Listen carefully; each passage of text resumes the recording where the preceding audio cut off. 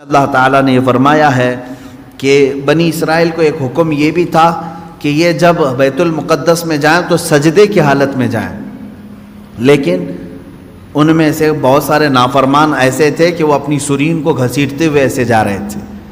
حکم ہوا تو سجدہ کر کے جائیں، لیکن وہ مذاق کے طور پر سرین اپنے گھسیٹتے ہوئے اس طرح سے بیت المقدس میں جانے لگے۔ ایک نافرمان یہ کیا انہوں نے، اور پھر اللہ نے فرمایا تھا ہفتے کے دن شکار نہ کرنا، سنیچر کے دن شکار کرنا ان کے لیے حرام تھا۔ تو یہ بنی اسرائیل کیا کرتے تھے، جمعہ کے دن جال لگا کے آتے تھے مچھلیوں کا، اور اتوار کو جا کر کے لے کے آتے تھے۔ کہتے ہم سنیچر کو شکار نہیں کیے، جمعہ کو جال لگائے تھے، اتوار کو لے کے آئے، پھر مچھلیاں کون سے دن پھنسی تھی ہیں۔ تو اس طرح ہیلے بہانے کس کے لیے کرتے ہیں؟ اللہ کے لیے۔ وہ اللہ کو دھوکہ دینے کی سوچتے ہیں، جیسے کچھ لوگ زکوٰۃ چھپانے کے لیے کرتے ہیں۔ سال ہونے سے پہلے کسی کو مالک بنا دیا، بھائی سال نہیں ہوا میرے پاس، وہ 6 مہینے رکھا اس نے واپس لوٹا دیا۔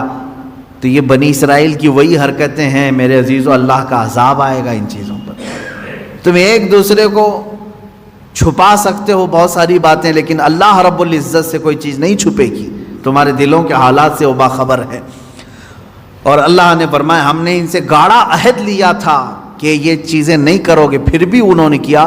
فَبِمَا نَقْضِهِمْ مِيثَاقَهُمْ، اللہ فرماتا ہے تو ان کی کیسی بدعہدیوں کے سبب ہم نے ان پر لعنت کی ہے۔ یعنی وعدہ خلافی کرتے تھے یہ بنی اسرائیل یہودی، توبہ کرتے تھے اللہ آئندہ سے ایسا کبھی نہیں کریں گے، بچڑے کی پوجا میں لگ گئے۔ فرعون سے تو نجات دے دے ہم سب چھوڑ دیں گے، اللہ نے نجات دی، پھر وہی کرنے لگے۔ اور پھر اللہ تبارک و تعالیٰ نے ان سے فرمایا تھا کہ تم سجدہ کر کے جاؤ گے بیت المقدس میں، یہ جان بوجھ کر کے انہوں نے اپنے پیچھے والا حصہ گھسیٹتے ہوئے زمین پر اندر گئے، اور کہنے کا حکم تھا ان کو حِتَّةٌ نَغْفِرْ لَكُمْ، مغفرت ہو اے اللہ۔ تو لیکن وہ کیا کہہ رہے تھے، حبۃ، اے دانہ ہی دانہ ہے، اناج ہی اناج چاہیے ہمیں۔ ایسی نافرمان قوم تھی۔ اللہ فرما رہا ہے تسبیح بولو مغفرت، اور وہ کہہ رہے ہیں گیہوں جوار، یعنی دانوں کے نام لے کر کے کہہ رہے تھے کہ یہ ملے ہم کو، فلاں ملے۔ تو یہ نافرمانیوں کے سبب اللہ تعالیٰ فرماتا ہے ہم نے ان پر عذاب نازل کیا، ان پر لعنت کی، اس لیے کہ وہ آیات الہی کے منکر ہوئے ہیں، اللہ کی آیتوں کے منکر ہوئے۔ یہاں سے بات، اور پھر اللہ تعالیٰ فرماتا ہے وَبِكُفْرِهِمْ وَقَوْلِهِمْ عَلَى مَرْيَمَ بُهْتَانًا عَظِيمًا، اور اس لیے بھی اللہ نے ان پر لعنت کی کہ انہوں نے کفر کیا اور مریم پر بڑا بہتان باندھا۔ یہ یہودی ہی تھے جو حضرت بی بی مریم پر تہمت لگاتے تھے کہ عورت ناپاک ہے، بغیر شوہر کے اس کو بچہ کیسے ہوا، اس نے غلط کاری کی ہے، بدکاری کی ہے، معاذ اللہ رب العالمین۔ 1000 تہمتیں سیدہ بی بی مریم سلام اللہ علیہا، وہ عفت معاب تھیں، طاہرہ تھیں، زاہدہ تھیں، عابدہ تھیں، بطول تھیں، جن کو کسی بشر نے چھوا نہیں، ان پر ان یہودیوں نے تہمتوں کی بوچھار لگائی۔ اس پر اللہ تعالیٰ فرماتا ہے کہ ہم نے ان پر لعنت کی ہے۔ اب یہاں سے پھر میرا ٹاپک چلے گا کہ یہودی لعنت شدہ قوم کیوں ہے، کیونکہ آج مجھے بتانا ہوگا کہ آج بھی یہود پوری دنیا میں اپنے پنجے گاڑنے کے لیے کس کے ناک میں دم نہیں کیا ہوا ہے۔ سارا کا سارا یہ جو کھیل دیکھ رہے ہیں آج دنیا میں اتھل پتھل ہو رہی ہے، یہ چند شرپسند یہودیوں کی وجہ سے۔ مجھے کہتے ہیں کچھ لوگ اینٹی جیوز ہیں، آپ سارے یہودیوں کے اینٹی تھوڑی نہ ہیں، جو ایمان والے تھے ہم ان کے مخالف نہیں ہیں، جو اللہ کو ایک مانتے ہیں، انبیاء پر ایمان لاتے ہیں، وہ اچھے یہودی تھے پہلے زمانے میں۔ ہم تو تمہارے کرتوت کے مخالف ہیں، ہم تمہارے تمام یہ مظالم کے خلاف بولتے ہیں جو تم آج پوری دنیا پر ڈھائے ہوئے ہو۔ انہوں نے خفیہ تنظیمیں بنا کر رکھی ہیں، یہ عیسائیوں کو بھی برباد کرنا چاہتے ہیں، مسلمانوں کو بھی۔ ان کا صرف اور صرف نظام ایک ہی ہے کہ دنیا بنی ہے تو صرف یہودیوں کے لیے بنی ہے، راج ہوگا تو صرف یہودیوں کا ہوگا، باقی ساری انسانیت غلام ہوگی۔ اس پر میں انشاءاللہ آگے گفتگو کروں گا۔ یہاں سے آیتیں یہی چل رہی ہیں، اللہ فرما رہا ہے ان پر ہم نے لعنت کیوں کی، ان پر ہم نے لعنت کیوں کی، ان کی کئی وجوہات اللہ نے بیان کی۔ یہ ہمیشہ وعدہ خلافی کرتے ہیں، وعدہ توڑتے ہیں۔ اب اندازہ کرو یہودی جو اللہ سے کیا ہوا وعدہ توڑ سکتے ہیں تو تمہارے سے کیا ہوا وعدہ کیسے نہیں توڑیں گے؟ یہ تو پل بھر میں توڑیں گے. اور اللہ سے ایسے وقت میں وعدہ کرتے تھے جب آسمان اتار کے ان کے سروں پر رکھ دیا گیا، وعدہ کیا آئندہ سے کبھی نہیں کریں گے. انہیں معلوم ہے اللہ کی طاقت کیا ہے، اس کے باوجود وہ اللہ کا وعدہ توڑتے تھے. اب اللہ کا وعدہ توڑنے والی قوم کیا تمہارے بھروسے کے قابل ہوگی؟ تم بھروسہ کرو گے؟ حیرت ہے، آج سعودی عرب اسرائیل پر بھروسہ کر رہا ہے. جو اللہ کا وعدہ توڑتی ہے وہ سعودی کا وعدہ کیوں نہیں توڑے گی؟ یہی یہود ہیں جو آج اسرائیل میں ہیں. حیرت ہوتی ہے، ابھی سعودی عرب نے اپنے تعلقات جو استوار کیے ہیں اسرائیل سے وہ یوں ہی نہیں کیے. اس کی وجہ ہے، میں نے اس سے قبل شاید کسی محفل میں آپ سے کہا تھا، سعودی عرب کو خطرہ ایسا لگنے لگا خطے میں کہ اب ہمارے دشمن بڑھ رہے ہیں، کیونکہ ترکی اب ببانگ دہل بولنا شروع کر چکا ہے. ترکی اپنی طاقت میں بہت آگے بڑھ رہا ہے. ترکی اپنا الگ الائنس بنا رہا ہے، کیونکہ سعودی عرب کا وہ IC ہمیشہ پہلے سے ہے، ایک آرگنائزیشن ہے اسلامک کنٹریز کا.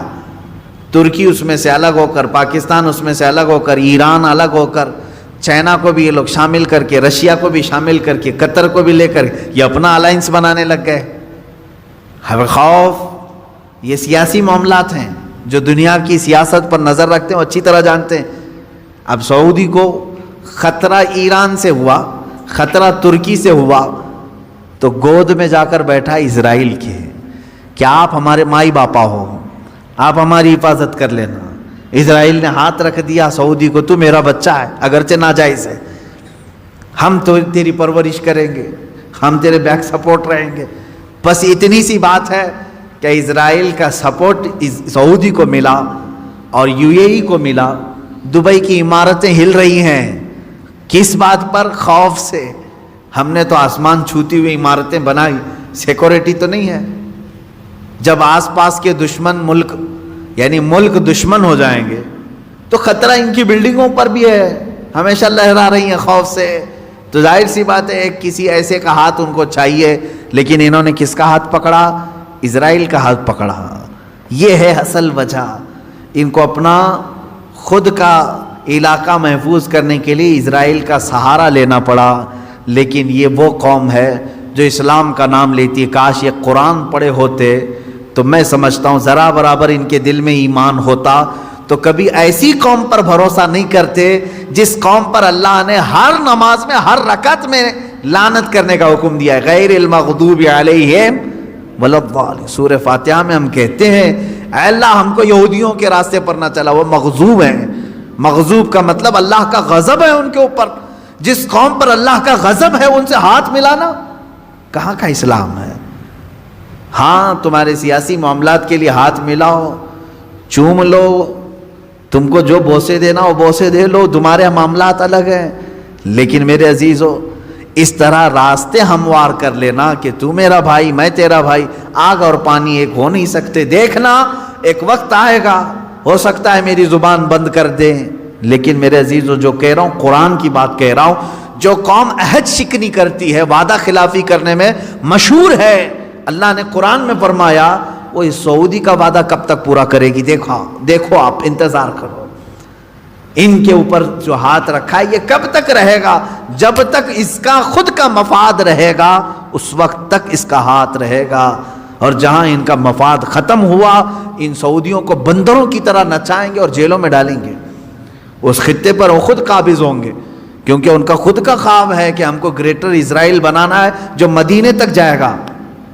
اسرائیل اتنا بڑا بنے گا کہ شام بھی اس میں آئے گا، جارڈن بھی اس میں آئے گا، اور پھر عراق کا کچھ حصہ آئے گا، مصر کا کچھ حصہ آئے گا، اور مدینے تک آئے گا.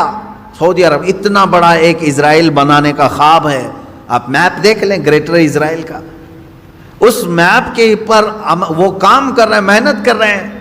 اور سعودی عرب یہ سوچ رہا ہے کہ ہماری یہ سیکورٹی کے لیے ہمارے تک آ رہے ہیں، چند دنوں کے بعد تمہاری کرسیاں ہل جائیں گی. اور اللہ رب العزت ہلائے گا، کیوں نہیں؟ اس لیے کہ پوری امت مسلمہ کے ساتھ تم نے دھوکہ کیا ہے. خادم الحرمین شریفین کہہ کر کے، یہ جن کے بارے میں اقبال نے بہت پہلے کہا تھا، یہی وہ شیخ حرم ہے جو چرا کے بیچ کھاتا ہے، گلی میں بو زر دلق اویس و چادر زہرا. یہ اقبال کا قول ہے. یہاں جتنی مقدسات تھی ان کو بیچ کر کھانے کے لیے بیٹھا ہوا شیخ حرم ہے. یہ در حقیقت یہ نہ خادم الحرمین ہے، نہ خادم الاسلام ہے، نہ خادم المسلمین ہے. یہ تو صرف خادم الیہود ہیں. خادم الیہود ہیں، وہ جو کہیں اس پر عمل. اب یہاں سے قرآن کی آیتیں اسی پر چلیں گی. اللہ نے اگر زندگی باقی رہی تو اس پر میں گفتگو کروں گا کہ یہ لعنت شدہ قوم کیوں ہے، کن حرکتوں کی وجہ سے اللہ نے ان کو قیامت تک ملعون کہا ہے. یہ لعنت ہوتی رہے گی ان پر.